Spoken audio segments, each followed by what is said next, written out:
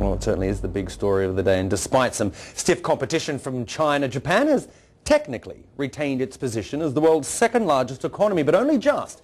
New figures released by the government show that Japan posted nominal gross domestic product of, well, there it is right there, $5.1 trillion. That's for last year. Earlier, China reported a GDP figure for the same period in 2009 of $4.9 trillion. What it really means is the two economies are running neck and neck, and with China expected to enjoy another year of strong growth, Japan does risk ending the year in third place.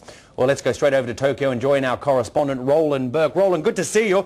We'll talk about this race, if you will, this neck and neck in a second. But first of all, a nice surprise, certainly in these GDP figures. What was driving that pickup?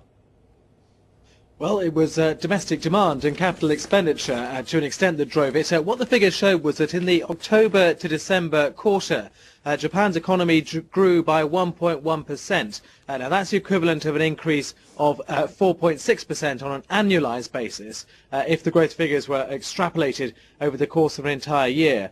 Now what that meant was that those better expected figures was that overall in 2009 Japan's economy contracted by 5%. At the start of the year, of course, Japan was in its steepest recession since the end of the Second World War, and that means that Japan is still just slightly ahead of China. No, absolutely, and of course we know that these are only preliminary numbers, but how is the average Japanese person, how are Japanese reacting to this, the possibility, the very real possibility of losing that very prestigious place of being the world's second biggest economy?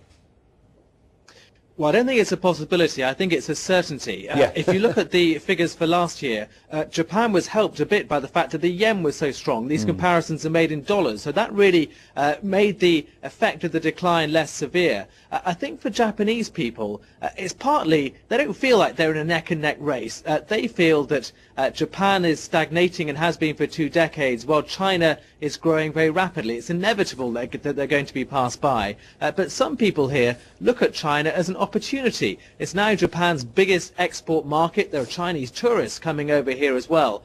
So while it's is obviously depressing for the Japanese to contemplate losing the number 2 spot, which they certainly will, at the same time there are some benefits to a growing giant on the doorstep. Yeah, no, there sure are. Roland Burke live from Tokyo. Thanks very much for that update. Great stuff. We'll talk to you soon.